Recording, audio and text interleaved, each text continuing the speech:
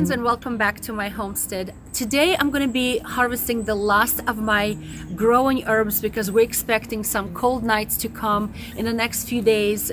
Temperature should be dropping to low 30s. That means freezing, so I may lose some of my temperature sensitive herbs such as nasturtiums. Nasturtiums are a God-given natural antibiotic, and I'm not kidding. So I'm gonna go harvest the last of the leaves and some of the flowers that are still blossoming, these bell looking like flowers. They are wonderful, and I'm going to turn into a homemade antibiotic medicine. This is nasturtium, and it is an annual plant.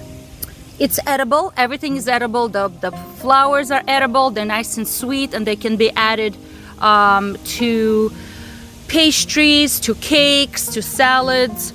But also these leaves are edible as well. They're quite peppery. Look how beautiful they are. They are quite peppery, but the stems are also edible, okay? So I'm gonna be harvesting today some leaves and some flowers. Of course, I'm not gonna pick any yellow leaves. Like this one has some yellow discoloration on it. I'm gonna bring it closer. Has some yellow discoloration. Oh, look at that spider. Hello, little guy. All right, you should go for a walk. Go for a walk, little guy. All right, so nasturtium, it's a medicinal plant. It's a medicinal plant, and it's used for many ways. So it's also a culinary plant. You guys know that these flowers can be used in cooking, as decorative, in cakes, in cupcakes, in muffins. It can go in a salad, and they have slightly bittery, kind of like peppery taste, but also sweet at the same time. Now leaves can be used in cooking as well. They can be used as a roll-up, just like grape leaves or cabbage. All right, and they do have peppery taste, but pleasant peppery taste. Now the seeds, probably, I don't have any seeds, but the seeds are probably the most peppery out of all. And some people do dry them, grind them, and use instead of pepper. But in my case today, I want to make my homemade antibiotic, okay? And again, a disclaimer, I'm not a doctor. I do not diagnose, treat, or prescribe anything on my channel, so please, this is just for educational purposes. So today I want to make two things from them. One is I want to dehydrate it, and I'm going to put it on my dehydrating trays that I have, and I'm going to cut them up in smaller pieces. And you can use a knife if you want to, you can use scissors, but I'm going to try these funky little scissors that I have because it's going to cut in 4 pieces. So I'm hoping that it will be faster, okay? And all I'm doing, I'm just cutting them up, because when they dry up, first of all, they will dry up faster, and 2, they will store better in, and I have few stems as well, because all aerial parts of this plant is usable in medicine making. So talking about medicine, and I hate to use the word medicine because it's more of a support, I think, than medicine. However, I did find some literature that talks about that nasturtium can be used as an antibiotic, and that is my main intent today, is to make it a homemade kind of a folk medicine antibiotic. It's listed to be used as for UTI, for urinary tract infection, also as a cold or flu, upper respiratory infection, because it helps to expirate, cough up thick secretions. All right.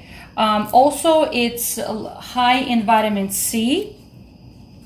So it has other vitamins and minerals, but for some reason vitamin C is listed as very high amount. All right. So let me just cut this up. All right. So also it's listed to be used because it has a peppery taste to it, because it has like that a strong peppery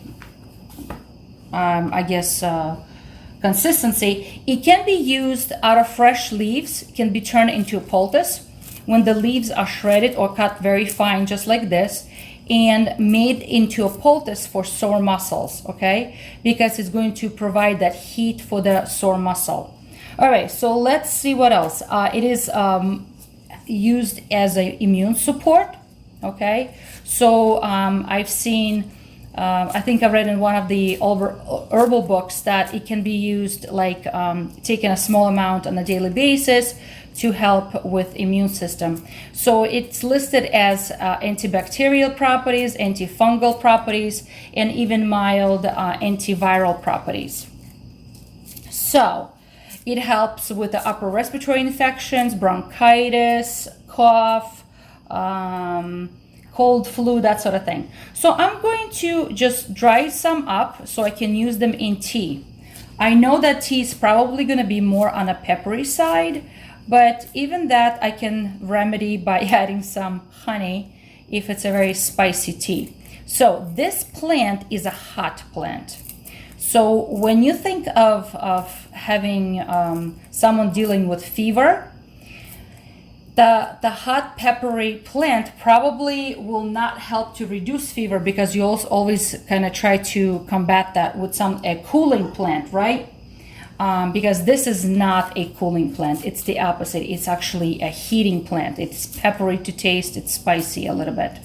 All right. So I looked at kind of any contraindications, and I have to be honest with you, it's difficult to find contraindications in literature, because not much research is done on herbs. I'll be honest, because you can't patent herbs, so there is no money making in herbs. But one thing I did find is that people who maybe are dealing with stomach ulcers, this may be irritating to them, especially if it's an active ulcer, that sort of thing. And also it said that there's not much information about use for children or pregnant women. So that's what I found. All right. Okay, so also I want to address the issue about washing or not washing. So these were low to the ground. So I have this little unwritten rule for myself, okay? First of all, I always harvest all of my herbs in very, very clean environmental places, okay? Very clean. So I try to grow as much as I can for my family, things that I will be using. If I can't grow it, I always look for a place where I can harvest, but it's far away from roads, far away from cities. It has to be very, very clean place. The second unwritten rule I have is that if a plant is low growing to the ground, say like plantain, okay? In Russian it's called podorожник. So that is very low to the ground. And when it rains, the dirt splashes up and definitely needs to be washed, okay? However, a plant that is tall plant, say a raspberry bush, and I'm harvesting raspberry bush leaves, which I have to do in the next few days. That is high above the ground. And I know for a fact I don't spray any chemicals. It's far away from the road. It's environmentally clean place. I will not spray that. I will not wash that plant, okay? Now this is low to the ground. Nasturtium is a low to the ground kind of plant. So it is recommended to be washed. So I just briefly rinsed off and I let them kind of lay here and dry up. All right. All right. So another thing I've read about nasturtium is that it's recommended to be harvested in a spring before it blossoms. Well, I missed that boat. So I am harvesting when I can, especially because I know that the cold and flu season is upon us, and it's going to go into my dehydrator for next few hours, and I'm going to keep an eye on it.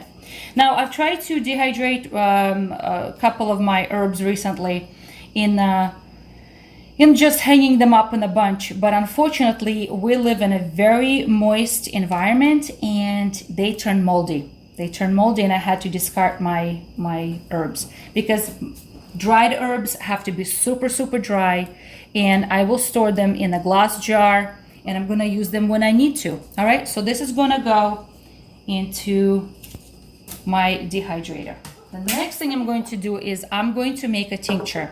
So I'm going to take a glass jar, and this is a quart jar, And again, I'm going to take my NASTURTIUM with some stems, it's okay, and I need to chop them up. So I'm cutting them into small pieces, and again, you can use scissors or a knife, whatever is comfortable for you, because I'm trying to expose more surface area, because then it has a chance to meet more of the solvent, which in my case is going to be high proof vodka.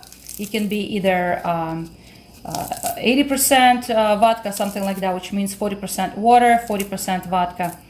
And that means more medicinal properties will be extracted from this plant into the solvent, which is vodka, okay? Because I'm making a tincture, okay? I'm making a tincture. So I'm going to try to fill up this jar 3/4 of the way up, okay? Because this is a fresh plant material. And I'm going to cover everything with vodka, all right? I know there are some recipes or books, herbal books, that will say you have to weigh everything, you have to use dry material. I don't like to use that much of dry material, because that means I have to add water to it, because you always have to calculate between water and alcohol. This is why I like to use fresh plant material, so I don't have to add any water, just alcohol. And it's going to sit on my shelf for the next 6 to 8 weeks. Okay, I'm going to stir it by shaking the jar up and down. The first week I'm going to do it daily, and after that I'm going to do it once or twice a week or so. All right, and I will strain it. Then I will strain it. I will strain it and squeezing all of the material out of it as much as I can. And I'm going to store it in a dark glass bottle. So if you have seen my other, let me just shake some of this stuff off. If you have seen my other videos how I make tinctures, I show how I store it. Always label, because trust me, you will forget. And then when someone in the family has a cold, flu, that is the medicine I'm going to be using, okay? Along with other things. As I call them, natural antibiotics. Okay, so I filled up my jar pretty much 2/3 of the way up, and I'm going to cover everything with alcohol. And I like to use high quality alcohol if possible, because think about it, that's going to be the medicine, okay? And I'm going to cover everything to the top. It's funny how, look how it's already, all that mixture went down. I'm going to cover everything to the top, okay? I'm going to make sure that there's not much air left at the top of the jar. And like I said, I'm going to, this one is 80% proof vodka, so that means it's 40% water, 40% alcohol, okay? And I'm going to put a cover on. I have a cover on. Okay. Make sure everything's mixed. And as always, I have a little label, because it's very important that I label what it is, okay? And I need to put a date on it again, so I will know when it was made and when it's time to strain it. And once it's strained, it's gonna go into a brown bottle with a dropper, because yes, tinctures are given in drops, okay? Again, I don't like to discuss dosages, because I feel that it's different for every situation, and since this is not medicine but rather support, we need to treat it as such, okay? So on this note, friends, I hope you are encouraged to look into natural medicine. So be encouraged and try something new.